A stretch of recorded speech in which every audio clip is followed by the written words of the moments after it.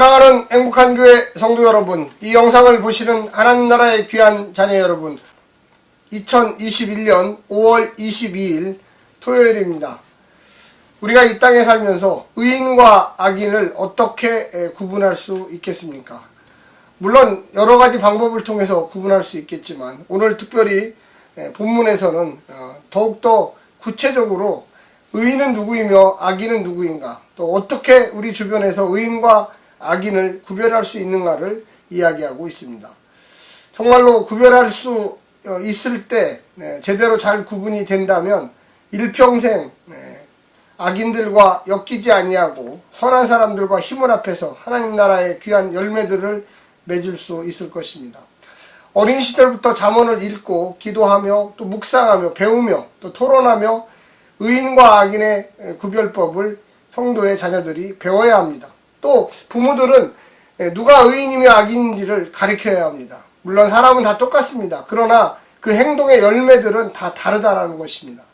사람 자체에 문제가 있다는 것을 우리는 인식해야 합니다. 선한 마음을 가지고 일생을 살아가는 사람들은 선한 열매를 맺는데, 악한 행동을 하고 악한 마음을 가진 사람들, 그것을 구별해내지 못하면 그들과 엮이게 되고 그들과 함께 자신도 모르게 악한 행동을 하게 되어 있습니다. 오늘 본문을 주목하십시오. 그리고 그 본문에 맞게 의로운 삶을 사시기를 간절히 부탁드립니다. 먼저 오늘 본문 잠언 12장 1절부터 14절까지의 말씀을 듣고 다시 오겠습니다.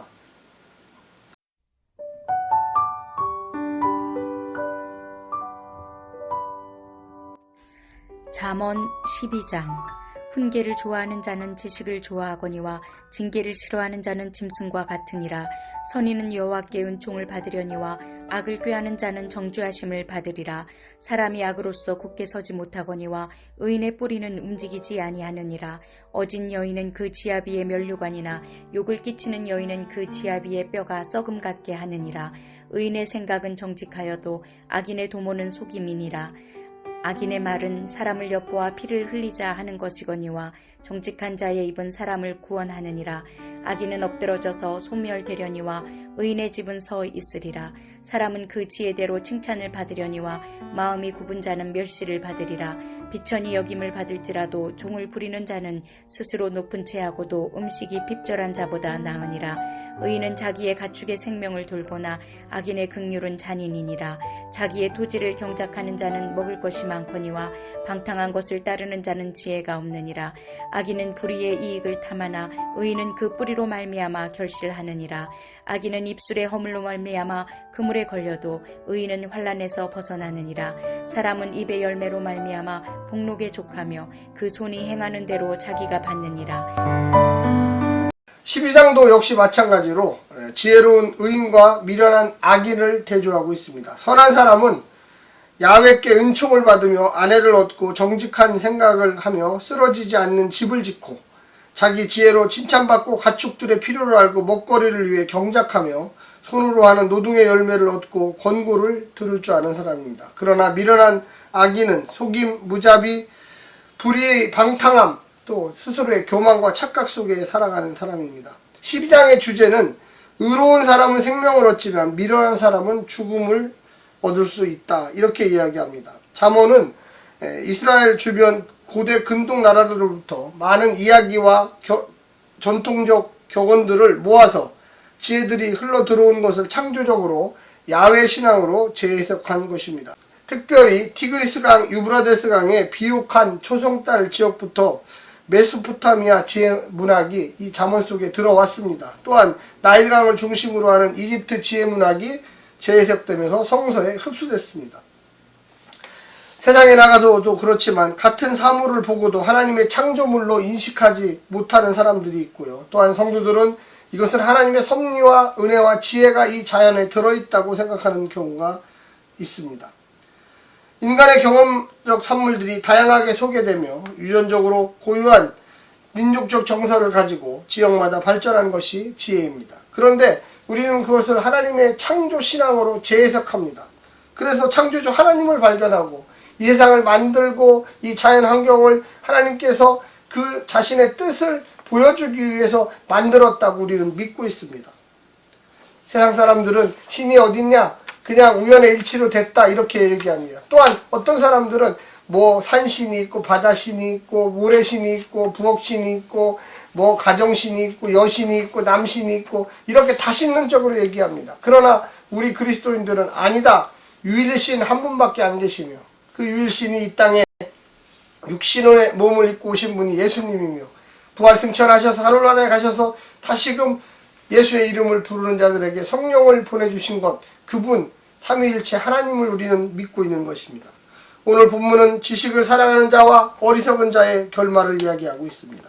1절부터 4절까지는 의인의 뿌리는 흔들리지 않는다. 의인은 하나님을 경험한 자이고 하나님이 이 땅을 창조하고 이 땅을 지금도 움직이고 신앙적으로 고백하고 그가 만드신 법칙에 순종하는 자입니다. 제가 서론에 잠깐 말씀드렸지만 어떻게 의인을 구별하느냐, 어떻게 악인을 구별하느냐.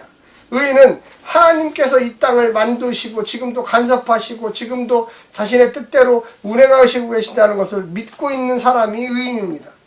5절부터 8절까지는 지혜는 칭찬받지만 마음이 굽은 자는 멸시를 받게 됩니다. 지혜는 어떤 것입니까? 세상적 지혜를 말하는 것입니까? 인간으로서 당연히 지켜야 하는 도리를 지혜라고 합니다. 이게 바로 세상적 도리죠. 성서의 지혜, 특히 구약의 지혜는 더욱더 구체적입니다. 성도가 이 땅에서 당연히 지켜야 하는 것을 포함한 신약을 포함한 성서의 지혜는 예수 그리스도가 가신 길을 성도들이 쫓아서 걸어가는 길입니다. 세상에서도 지혜가 있어요. 뭐 그걸 부정하는 게 아닙니다. 그런데 성서가 이야기하는 지혜는 뭐냐? 창조주 하나님의 뜻에 순종하며 살아가는 지혜인데 그 대표적인 사람이 예수님이었다는 거죠. 그래서 예수님은 하나님의 뜻을 이루기 위해서 이 땅에 오셨습니다. 신구약은 서로 다른 것이 아닙니다.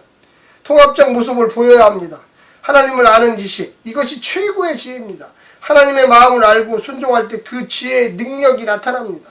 9절부터 12절까지 보면 불의한 이익을 탐하는 악인과 뿌리로 결실하는 의인을 이야기합니다.